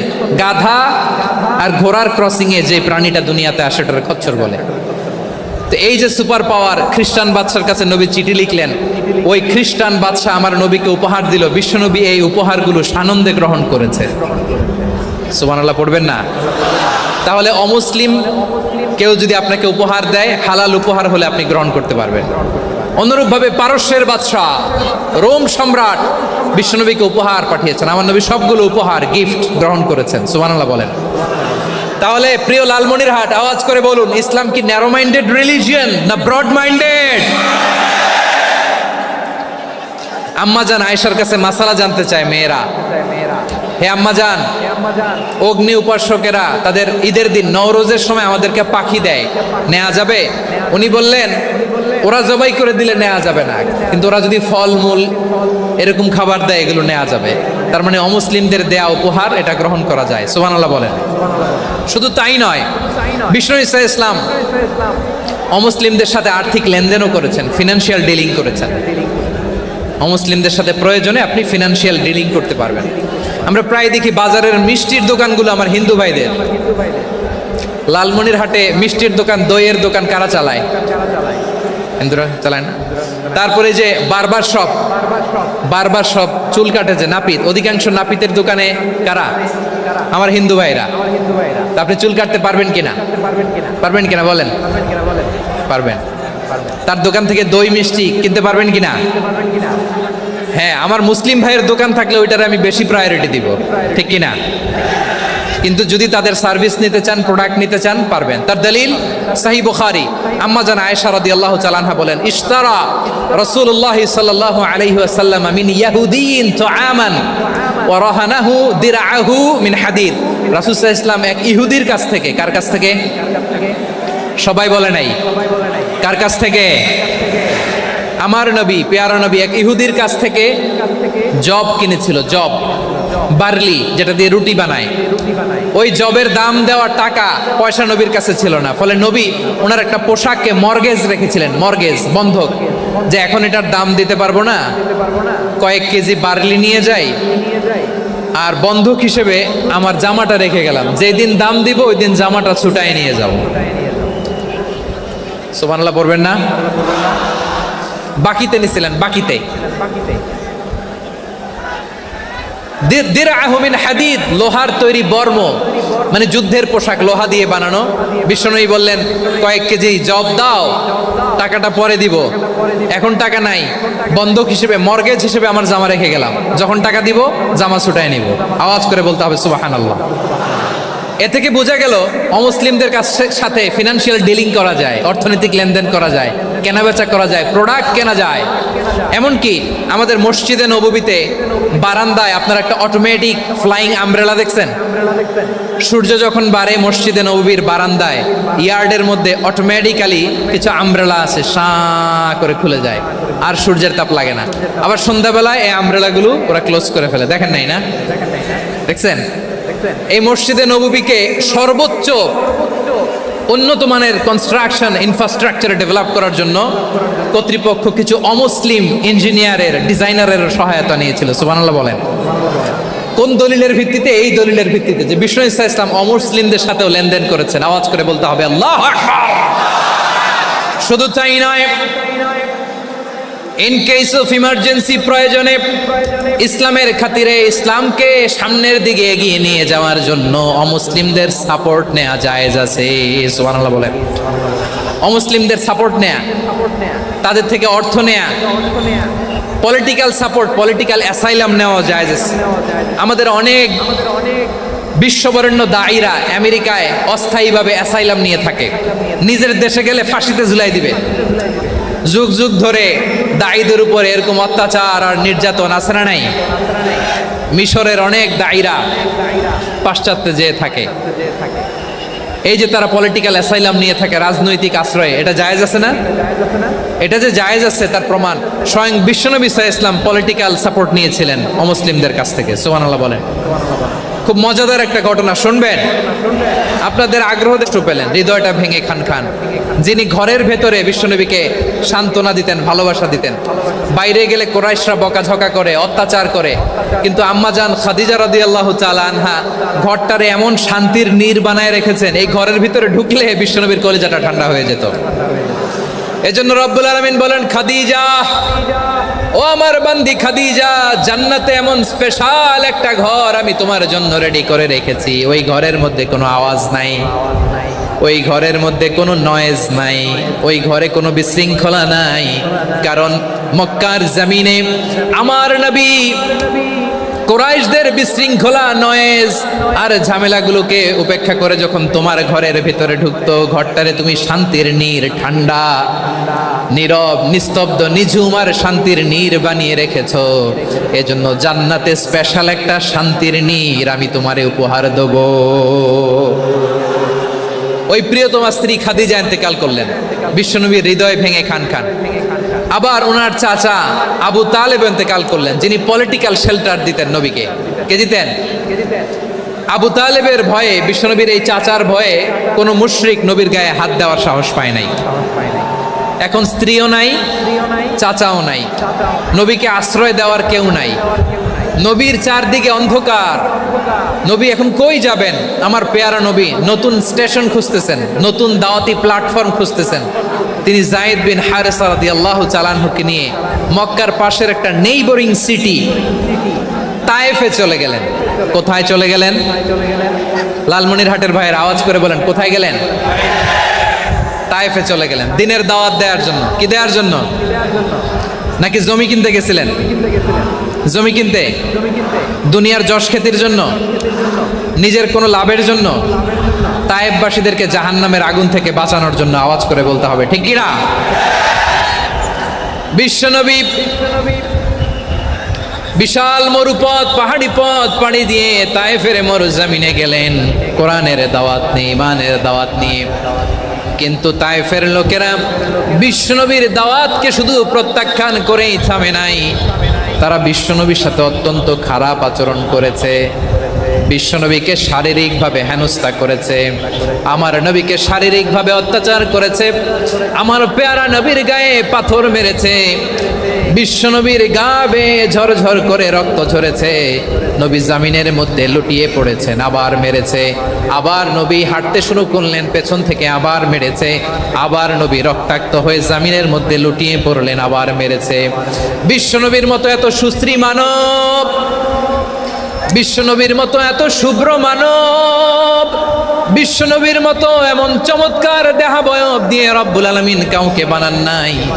এরকম চমৎকার মানুষটাকে তারা তায়েফের ওই জমিনে রক্তাক্ত করেছে। বিশ্বনবী দুনিয়ার কোনো স্বার্থের জন্য সেখানে যান নাই, নিজের কোনো লাভের জন্য, প্রাপ্তির জন্য যান নাই, তায়েফবাসীদের জাহান্নামের আগুন থেকে বাঁচাতে গিয়েছেন। ঠিক কিনা বলেন?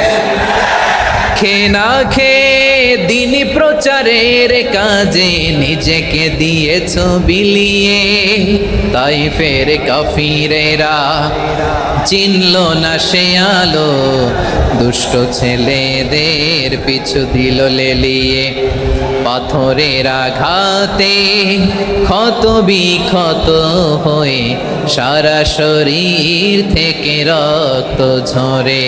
হে রাসূল তোমাকে ভুলি আমি কেমন করে, হে রাসূল তোমাকে ভুলি আমি কেমন করে। পারেন না আপনারা? ধরুন আমার সাথে। হাজার ব্যথা বেদনার পরে ফিরে আসনি তুমি আপন ঘরে, দিনের আলো তুমি ছড়িয়ে দিতে, চলে গেলে মদিনায় মক্কা ছেড়ে।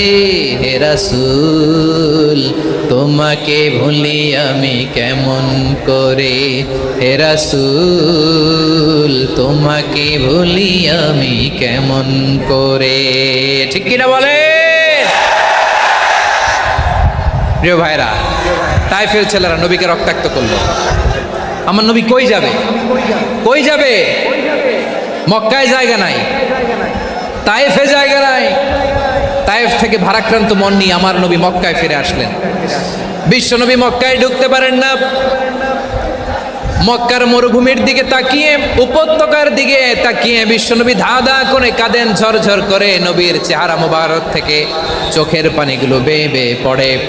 আমার জন্মস্থান, আমার শৈশব, কৈশোর, যৌবন কেটেছে এই মক্কায়, আমার এলাকায় আমি ঢুকতে পারি না। বিশ্বনবী মক্কার অনতি দূরে দাঁড়িয়ে জায়েদকে পাঠালেন, জায়েদ যাও দেখো কেউ আমাকে সাপোর্ট করার মতো আছে কিনা, যাও অমুকের কাছে যাও।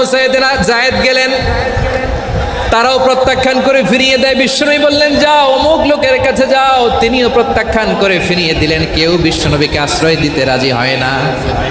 নিজ জন্মভূমিতে বিতাড়িত বিশ্বনবী, সর্বশেষ বিশ্বনবী বললেন যাও মুতঈম ইবনে আদির ঘরে যাও। মুতঈম ইবনে আদি মুশরিক, তার কাছে যাও। গেলেন, মুতঈম ইবনে আদি রাজি হয়ে গেল। সুবহানাল্লাহ বলেন। দেখেন, অনেক বিপদের সময়ও আমি নিজে সাক্ষী, সামাজিকভাবে, রাজনৈতিকভাবে কত ঝঞ্ঝা, কত ষড়যন্ত্র, কত কনস্পাইরেসি পাড়ি দিয়ে আমাদেরকে সামনে এগিয়ে যেতে হয়। এই শত্রুদের ভেতরেও একজনকে দাঁড় করিয়ে দেয় যে আল্লাহর কোরআনের জন্য রেডি হয়ে যায়। পড়েন সুবহানাল্লাহ। মুতঈম ইবনে আদি, আল্লাহ তার মনকে নরম করে দিলেন। মুতঈম বলে, মুহাম্মদ আমি তোমাকে আশ্রয় দিব। তার দুই ছেলেকে পাঠালেন, যাও খোলা তলোয়ার নিয়ে, স্কট দিয়ে, গার্ড অফ অনার দিয়ে মুহাম্মদকে মক্কায় ঢুকাও, আর বলো আমি আমান দেব। আমান কি দিব? আমান মানে সিকিউরিটি, নিরাপত্তা। সিকিউরিটি ছাড়া, আমান দেওয়া ছাড়া কেউ থাকতে পারতো না মক্কায়। দুই ছেলে বিষ্ণু ঈসা ইসলামকে নিয়ে আসলো। নবী কাবার চারদিকে তাওয়াফ করলেন, নামাজ পড়লেন। আবু জাহেল, উতবা, শাইবা, ওয়ালিদ ইবনে মুগীরা সবাই দেখে, কেউ কিছু করতে পারে না। কারণ মুতঈম ইবনে আদি ঘোষণা দিয়েছেন আমি মুহাম্মদকে আমান দিয়েছি, মুহাম্মদের গায়ে যেন কেউ স্পর্শ না করে। আওয়াজ করে পড়েন সুবহানাল্লাহ। নবীর এই বিপদকালে মুহূর্তে মুতঈমের হৃদয়টারে নরম করে দিল কে? আচ্ছা, লালমনিরহাটের ভাইয়েরা বলেন, এই মুতঈম কি মুসলিম ছিল না মুশরিক? সবাই বলতে হবে মুসলিম না মুশরিক? তাহলে মুশরিকের কাছ থেকে নবী পলিটিক্যাল অ্যাসাইলাম, আধুনিক রাষ্ট্রবিজ্ঞানের ভাষায় পলিটিক্যাল অ্যাসাইলাম, যেটাকে বলে রাজনৈতিক আশ্রয়, ওনার আমান বা নিরাপত্তার এই ঘোষণায় তিনি মক্কায় ঢুকলেন। যতদিন নিরাপত্তা ছিল ছিলেন। মুতঈম যখন মারা গেল, বিষ্ণু ঈসা ইসলাম হিজরত করে মদিনায় চলে গেলেন। সুবহানাল্লাহ। কিন্তু মুতঈম যে বিশ্বনবীর উপকার করছে এটা বিশ্বনবী ভুলে নাই। আমাদের অনেকে আছে উপকার করার পরে আর খেয়াল থাকে না, খাওয়ার পরে গলা দিয়ে নামলে আর খেয়াল থাকে না। এরকম আছে না নাই? আমার নবী বলে নাই, বদরের প্রান্তরে 70 জন কাফেরকে যখন বন্দি করে বিশ্বনবীর সামনে হাঁটু গেড়ে দাঁড় করানো হলো, বসানো হলো, 70 জন কাফের, কয়জন? বিশ্বনবী তাদের দিকে তাকিয়ে বললেন, সহিহ বুখারীর বর্ণনা, লাউ কানাল মুতঈম ইবনে আদি হাইয়ান সুম্মা কাল্লামানি হাউলাই নাতনা লা তারাকতুহুম লাহু।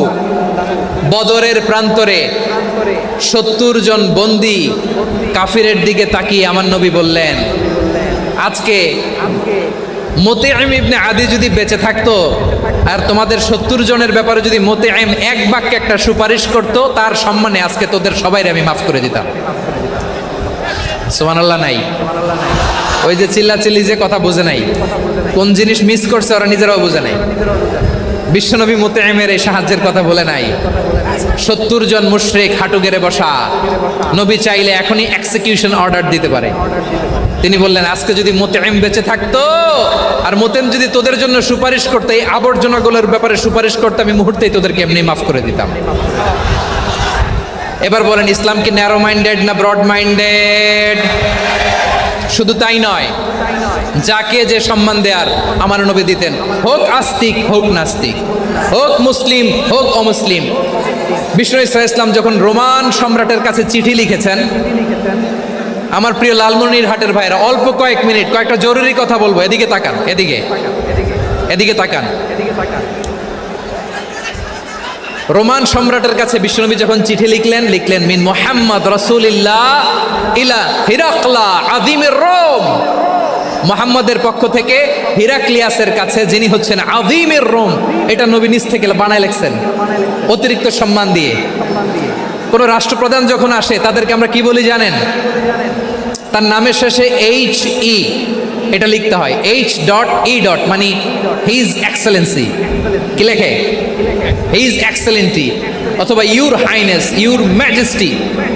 দেখেন, বিশ্বনবী সাল্লাল্লাহু আলাইহি ওয়াসাল্লাম সব নবীদেরও নবী, তিনি একজন মুশরিক খ্রিস্টান সম্রাট রোমান সম্রাটের কাছে চিঠি লিখতে যায়, লিখতেছে ইলা হিরাকলা আযীমির রোম, হিরাক্লিয়াসের কাছে আমার চিঠি, যিনি রোমের আযীম, হিজ হাইনেস, মানে রোমের অনেক সম্মানিত এক বাহাদুর। আওয়াজ করে বলেন সুবহানাল্লাহ।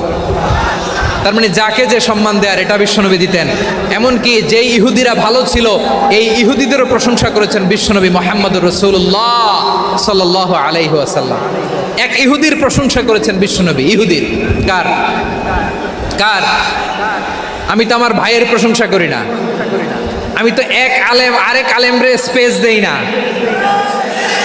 আমি তো এক দায়ী আরেক দায়ীর সাথে বসতে চাই না। আমার নবী ইহুদির প্রশংসা করে। কার প্রশংসা? ওই ইহুদির নাম ছিল মুখাইরিক। সিরাত গ্রন্থ ঘাটলে পাবেন। তিনি বলেছেন, মুখাইরিক খাইরু ইয়াহুদ, Mukhayriq is the best of the Jews. জুইশদের মধ্যে সে সবচেয়ে ভালো। কেন প্রশংসা করলেন তার? এর কারণ মদিনা চার্টারে কথা ছিল সব ধর্মের মুসলিম, মুশরিক, ইহুদিরা মিলে মদিনাকে রক্ষা করবে। কিন্তু 3য় হিজরিতে যখন উহুদের যুদ্ধ শুরু হলো, সবার কথা ছিল যেই আক্রমণ করে আমরা মদিনাকে বাঁচাবো। কোন শহরকে বাঁচাবো? মদিনাকে। কিন্তু কুরাইশরা যখন অ্যাটাক করলো, ইহুদিরা আর আসে না, ইহুদিরা আর বেরোয় না। বিষ্ণু বললেন, ওহে ইহুদিরা, তোমরা না চুক্তি করলে আমার সাথে যে মদিনা বাঁচাতে সবাই ঝাঁপিয়ে পড়বো, আসো। একটা ইহুদিও বেরোয় না, কেউ আসে না সেদিন, একজন ছাড়া। তার নাম মুখাইরেক। তার নাম কি? মুখাইরেক বাহাদুরের মতো ঘোড়সাওয়ার হয়ে বেরিয়ে গেলেন এবং বললেন, গোটা ইহুদি সাম্রাজ্যের একজনও যদি না আসে, আমি মুখাইরেককে কেউ ঘরে আটকে রাখতে পারবে না। বেরিয়ে আসলেন, এসে বললেন, আমি মুহাম্মদের পক্ষে যুদ্ধ করব। আমি মারা গেলে আমার সম্পদ আমার উত্তরাধিকারীরা পাবে না, আমার সম্পদ তোমরা মুহাম্মদকে দিয়ে দিবা। সুবহানাল্লাহ বলেন।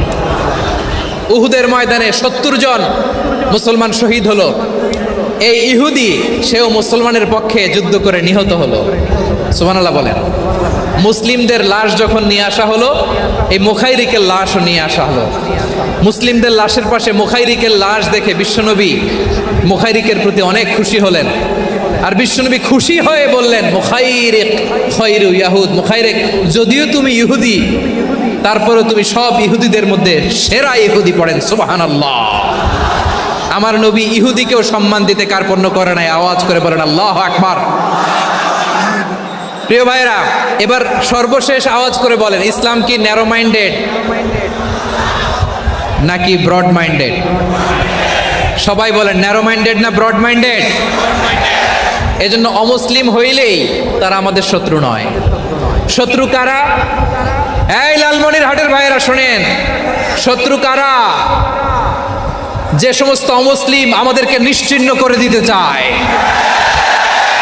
যে সমস্ত অমুসলিম আমাদের ভূখণ্ড থেকে আমাদেরকে তাড়িয়ে দিতে চায়, যে সমস্ত অমুসলিম আমার ধর্ম নিয়ে তুচ্ছতাচ্ছিল্য করে চিল্লায় বলেন ঠিক কিনা, তারা আমাদের শত্রু। সাধারণ অমুসলিমরা আমার শত্রু নয়। এই যে হিন্দুরা থাকে এরা আমার ভাই, বৌদ্ধরা আমার ভাই, খ্রিস্টানরা আমার ভাই, ইহুদিরা আমার ভাই। তারা দিনই ভাই নয়, তারা মায়ের পেটের ভাই নয়, তারা মানবিক দিক থেকে ভাই। ও মানুষ, আমিও মানুষ।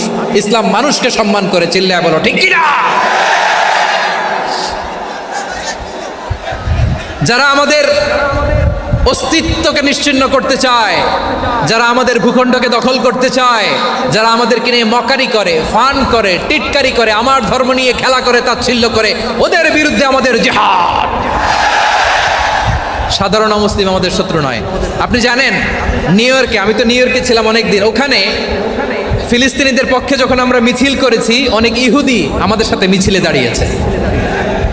কারণ ওরাও জানে এই ভূখণ্ড ফিলিস্তিনিদের ভূখণ্ড। আওয়াজ করে বলো লালমনিরহাট ঠিক কিনা। ইসরায়েলের রাজধানী খোদ তেল আবিবে অনেক ইহুদিরা বেঞ্জামিন নেতানিয়াহু তার বিরুদ্ধে মিছিল করেছে। তো তারা কি আমাদের শত্রু? না। অনেক খ্রিস্টান আমাদের সাথে আমাদের স্বার্থ রক্ষায় আমাদের পাশে দাঁড়িয়েছে। খেয়াল রাখবেন, হিন্দু আর হিন্দুত্ববাদ এক নয়, ইহুদি ধর্ম আর জায়নিজম এক নয়। জায়নিজমের বিরুদ্ধে আমাদের সংগ্রাম, আমাদের জেহাদ, চিল্লায় বলেন ঠিক কিনা। এই যে ফিলিস্তিনের ভাইরা, তারা তাদের স্বাধীনতা সংগ্রামের জন্য লড়াই করছে, করে যাচ্ছে, আমরা এটাকে সমর্থন জানাই, চিল্লায় বলো ঠিক কিনা। কাশ্মীরের ভাইরা স্বাধীনতার জন্য সংগ্রাম করছে, আমরা সেই সংগ্রামকে সমর্থন জানাই, আওয়াজ করে বলো ঠিক কিনা। যারাই আমাদের ইসলামকে নিশ্চিহ্ন করতে চায় তাদের বিরুদ্ধে আমাদের সংগ্রাম, আওয়াজ করে বলতে হবে ঠিক কিনা। ওই সমস্ত দুর্বৃত্তদের সাথে আমাদের কোনো সম্পর্ক নাই। আমরা যদি ঐক্যবদ্ধ থাকতে পারি, ওই দুর্বৃত্তরা চান্স পাবে না। আমরা ঐক্যবদ্ধ থাকতে রাজি আছি। লালমনিরহাটের ভাইয়েরা, আমরা ঐক্যবদ্ধ থাকলে ওই দুর্বৃত্তদের কালো হাত ভেঙে দিতে আমাদের সময় লাগবে না। তাদের কালো হাত ভেঙে দিতে রাজি আছো মুসলমান? কারা কারা রাজি? দু হাত তুলে দেখাও।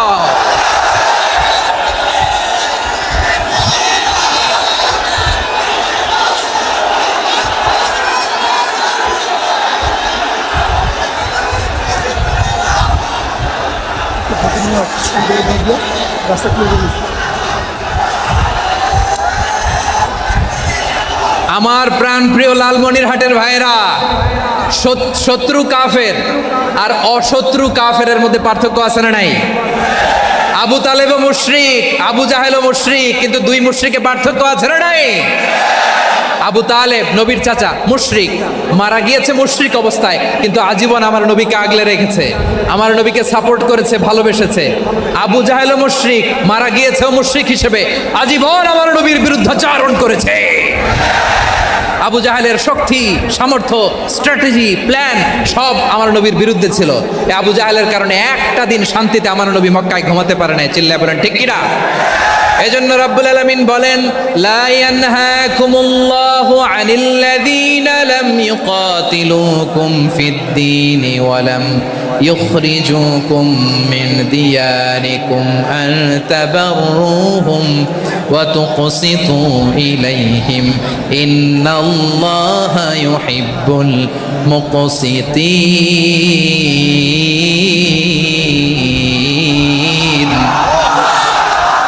আল্লাহ বলে, গোলামেরা শোনো শোনো, যে সমস্ত অমুসলিম তোমাদের সাথে ধর্মযুদ্ধে লিপ্ত হয় না, তোমাদের বিরুদ্ধে যে সমস্ত অমুসলিম অস্ত্র ধরে না, যে সমস্ত অমুসলিম তোমাদেরকে তোমাদের জন্মস্থান থেকে, ভূখণ্ড থেকে তাড়িয়ে দেয় না, তাদের সাথে ভালো আচরণ করতে আমি আল্লাহ নিষেধ করি নাই। তাদের সাথে সদাচরণে কোনো নিষেধাজ্ঞা নাই, বরং তাদের সাথে সদাচরণ করো, এটাই আমি আল্লাহ চাই। তাহলে আমার যে অমুসলিমরা আমাদের সাথে শত্রুতা করে না, তুচ্ছতাচ্ছিল্য করে না, আমাদের ভূমি থেকে আমাদেরকে উচ্ছেদ করতে চায় না, আমাদের বিরুদ্ধে অস্ত্র ধরে না, ওই অমুসলিম ভাইদের সাথে আমাদের কোনো দ্বন্দ্ব আছে? কোনো বিরোধ আছে? বরং আছে ভালোবাসা। বরং আছে কি? এই ভালোবাসা দিয়েই আমরা বিশ্ব জয় করব। রাজি আছে মুসলমান? আমাদের পুঁজি ভালোবাসা। আমাদের পুঁজি কি? এবার আওয়াজ করে বলেন, আমার এই পুরো আলোচনা থেকে the religious coexistence, peaceful coexistence, শান্তিপূর্ণ সহাবস্থান, কমিউনাল হারমোনি, এই সাম্প্রদায়িক সম্প্রীতি, এই আলোচনা থেকে কি বুঝলেন? ইসলাম কি ন্যারো মাইন্ডেড না ব্রড মাইন্ডেড? এই ব্রড মাইন্ডেড হৃদয় নিয়ে, ভালোবাসা দিয়ে আমরা বিশ্ব জয় করতে চাই। রাজি আছেন? আল্লাহ কবুল করুক। আমরা সবাই পড়ি আমিন। লালমনিরহাটের জেলা স্টেডিয়ামে আমার প্রিয় মায়েরা, বোনেরা, আপনাদের জন্য একটা হাদিস বলে শেষ করব। বিশ্বনবী বলেন, আমার মায়েরা খেয়াল করে শুনুন, বিশ্বনবী আপনাদের উদ্দেশ্য করে বলেন, আল মারআতু ইযা সাল্লাত খামসাহা ওয়া সামাত শাহরাহা হাফিজাত ফুরুজাহা আতাআত বা'লাহা ফালতাদখুল মিন আইয়ি আবওয়াবিল জান্নাতি শাআত। বিশ্বনবী বলেন, ও রমণীরা, ও নারীরা, যে সমস্ত নারী এই 4টা কাজ করবে, এই 4টা কাজের গ্যারান্টি দিবে, তাদেরকে জান্নাতের 8টা দরজার গ্যারান্টি দেয়া হবে। কি 4টা কাজ? 1 নাম্বার, আল মারআতু ইযা সাল্লাত খামসাহা, যে নারী 5 ওয়াক্ত নামাজ পড়ে। কি করে? জেলা স্টেডিয়ামে অবস্থানরত আমার নারীরা, বোনেরা, বিশ্বনবী আপনাদেরকে 4টা কাজের কথা বলেছেন, খুব বেশি না। 4টা করলে 8 জান্নাতের দরজা সব খোলা। কোনটা দিয়ে যাবেন? যেটা দিয়ে মনে চায়। 1 নাম্বার 5 ওয়াক্ত নামাজ। আমার বোনেরা জোহরের নামাজ পড়তে পড়তে এটা আসরে নিয়ে যায়, আসর পড়তে পড়তে এটা মাগরিবে নিয়ে যায়। এরকম আসরা নাই? লালমনিরহাটে হয়তো নাই। আমার বোনেরা এটা করবেন না। ইন্নাস সালাতা কানাত আলাল মুমিনিনা কিতাবাম মাওকুতা, সময় মতো পড়বেন। সামাত শাহরা, রমাদানের রোজাগুলো রাখবেন। হাফিজাত ফুরুজাহা, যে নারী তার চরিত্রকে হেফাজত করে, তার প্রাইভেট হেফাজত করে, তার লজ্জাস্থান হেফাজত করে। ও মায়েরা, আপনার এই গর্ভ যে কত দামি আপনি জানেন না। আপনার এই গর্ভ থেকে জন্মাবে আগামীর সালাহুদ্দিন আল আইয়ুবী। আপনার গর্ভ থেকেই জন্মাবে ইমাম আল মাহদি আল মুনতাজার। আপনার পেট থেকে জন্মাবে আবু সাইদের মতো বীর সৈনিক। আপনার পেট থেকে জন্মাবে মুগ্ধের মতো বীর মুজাহিদ। আপনি জানেন না কে আসবে আপনার পেট থেকে। সময়টাকে কাজে লাগান, ইসলামকে বুঝেন, মানেন, আমাদের ইসলামিক লেকচারগুলো শোনেন। আমরা যে বার্তাগুলো, ইনস্ট্রাকশনগুলো, দিক নির্দেশনাগুলো আপনাদের খেদমতে রাখি, এগুলো মেনে চলুন। আপনিই পারেন আপনার ঘরটাকে জান্নাতের টুকরা বানাতে। একটা family, it's a very big institution and you are the MD, the managing director of this institution. চিল্লায় বলেন ঠিক কিনা? চাইলেই পারেন ঘরটারে জান্নাতের টুকরা বানাতে। 5 ওয়াক্ত সালাত, রমাদানের রোজা, নিজের চরিত্রের হেফাজত, ও আতাআত বা'লাহা, স্বামীর আনুগত্য। এটাতে অনেকে ভুল করে থাকে। হায় রে আমার বোনেরা, স্বামীর আনুগত্যকে এটা নিজের অপমান মনে করবেন না। আপনার স্বামী আপনার সবচেয়ে বড় গার্ডিয়ান, তিনি আপনার সবচেয়ে ভালো চায়। নারী কখনো গার্ডিয়ানশিপের বাইরে থাকতে পারে না। হয় আপনি বাবার গার্ডিয়ানশিপের ভেতরে, বাপ না থাকলে ভাই আপনার গার্ডিয়ান, ভাই না থাকলে চাচা গার্ডিয়ান, বিয়ের পরে আপনার স্বামী আপনার গার্ডিয়ান। শরিয়া সম্মত স্বামীর আদেশগুলো আপনি মেনে চলবেন, কিন্তু শরিয়া বিরুদ্ধ কোনো আদেশ মানতে আপনি বাধ্য নয়। আওয়াজ করে বলুন সবাই ঠিক কিনা? এই 4টা কাজ যদি কোনো নারী করে, বিষ্ণুই বলেন জান্নাতের 8টা দরজা খোলা। তোমার যেটা দিয়ে মনে চায় সেটা দিয়ে জান্নাতে তুমি এন্ট্রি নিতে পারবা। আমরা এখানে লালমনিরহাটের সোহরাওয়ার্দী ময়দানে আজকে যেমন একত্রিত হতে পারলাম, আল্লাহর জান্নাতেও যেন একত্রিত হতে পারে। আল্লাহ তুমি তৌফিক দান করো। আল্লাহ আমার এই কলিজার টুকরা যুবক ভাইদেরকে তুমি উমরে ফারুকের মতো কবুল করো।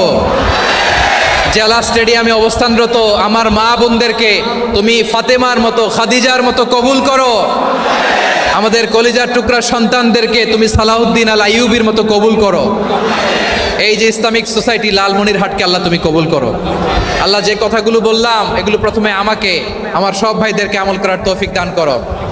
রব্বানা যালামনা আনফুসানা ওয়া ইন লাম তাগফির লানা ওয়া তারহামনা লানাকুনান্না মিনাল খাসিরিন। রব্বানা